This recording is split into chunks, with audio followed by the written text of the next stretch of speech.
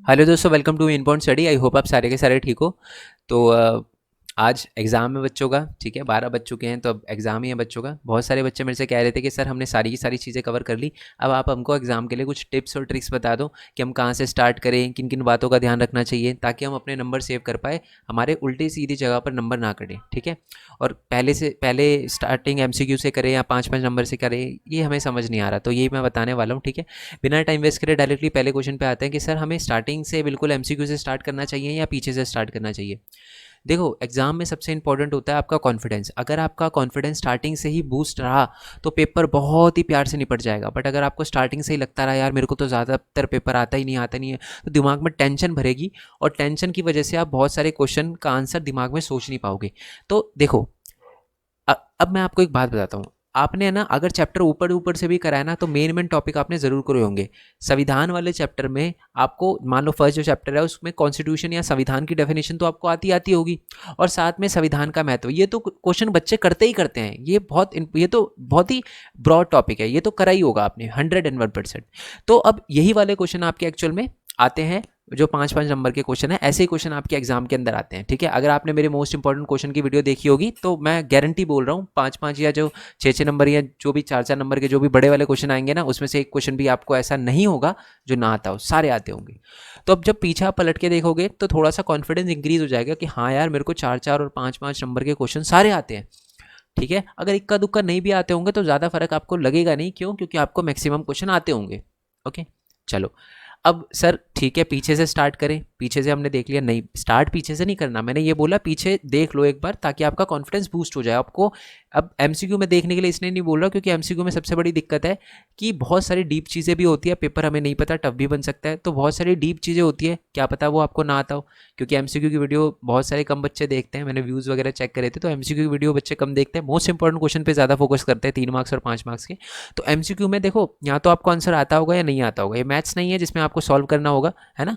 Pol science में या तो आंसर आता है या नहीं आता, तो इसलिए कॉन्फिडेंस गिरने का डर रहेगा अगर आपको आंसर नहीं आते होंगे। तो इसलिए पीछे पहले क्वेश्चन देख लो कि हाँ जी आते हैं आते हैं। ओके, और अब जो आपको क्वेश्चन पढ़ने का टाइम मिले उसमें आप एमसीक्यू वगैरह देख लो कि हाँ जी एमसीक्यू कितने आते कितने नहीं आते।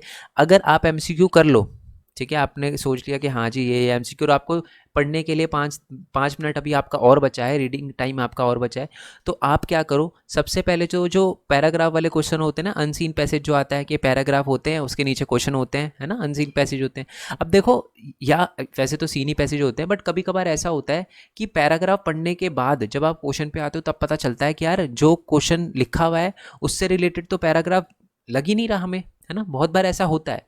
ठीक है, मान लो टॉपिक जो है वो पैराग्राफ में कुछ और पूछा है और ये एकदम से आपसे पूछ ले कि बताओ कि स्थानीय शासन जो है वो भारत में कब शुरू हुआ था, कौन से साल में शुरू हुआ था। आपको पता चला है कि स्थानीय शासन के बारे में तो लिखा है, बट कब शुरू हुआ था और किसने शुरू किया था ये तो लिखा ही नहीं है।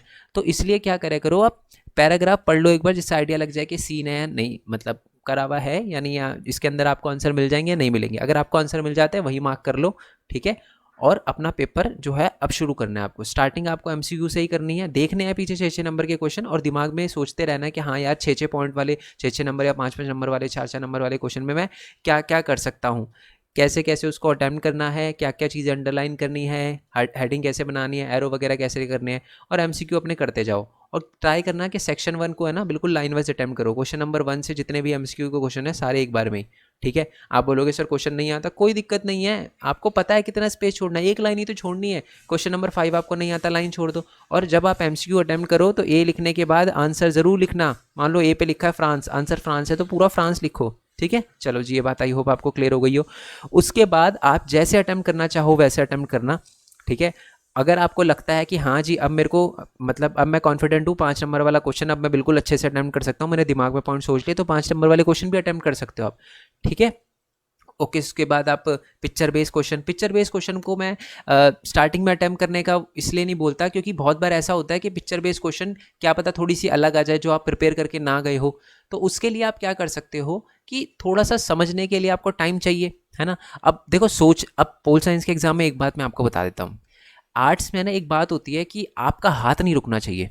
ठीक है। अब आप सोचोगे तो आपका हाथ रुकेगा, इसलिए मैं आपको ये बोल रहा हूँ कि आप सबसे पहले जो क्वेश्चन आते हैं आपको 5-5 नंबर के या एमसीक्यू वगैरह या 3-3 नंबर के, वो कर लो। उसके बाद जहाँ पर सोचने का हो, जैसे पैराग्राफ में थोड़ा सोचना पड़ रहा है आपको कि जी हाँ अब सोचता हूँ क्या स्थानीय शासन वाला वो लॉर्ड रिपन ने 1882, फिर आपको याद आएगा, है ना। तो जो सोचने वाली चीज़ होती है वो बाद में, पिक्चर बेस में कुछ सोचने वाला पॉइंट लगे वो बाद में, ठीक है।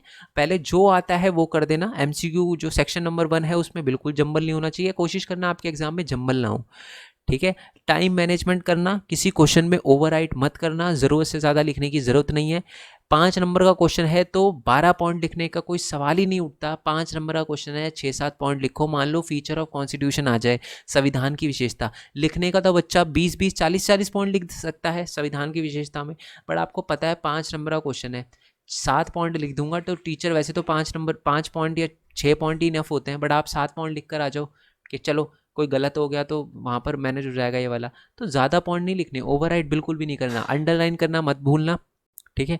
और जम्मल मत करना बच्चे, ओके। बाकी आपको एग्ज़ाम के लिए मेरी तरफ से बहुत ज़्यादा ऑल द बेस्ट है। मेरे को पता है बहुत अच्छे से करके आओगे। जिन भी बच्चों ने मोस्ट इंपॉर्टेंट क्वेश्चन करे हैं उनको कोई भी दिक्कत नहीं आएगी, बट क्वेश्चन को बहुत आराम से पढ़ना, ये देखना पूछा क्या गया है। एग्ज़ाम में अगर क्वेश्चन आए कि संविधान की क्या आवश्यकता है, फिर ये मत बोलना कि सर यार हम तो महत्व करके गए थे या आवश्यकता कहाँ, दोनों सेम ही बात है बेटा। तो इस चीज़ का ध्यान रखना है आपको, ठीक है बच्चे। बाकी आपको ऑल द वेरी बेस्ट मेरी तरफ से, बहुत अच्छे से करके आना। मेरे को नर्वसनेस हो रही है, ठीक है। चलो all the very best, good night. Good night तो क्या ही मतलब, गुड मॉर्निंग है, जब मैं वीडियो अपलोड करूँगा गुड मॉर्निंग ही हो जाएगी। तो ऑल द वेरी बेस्ट आपको एग्ज़ाम के लिए।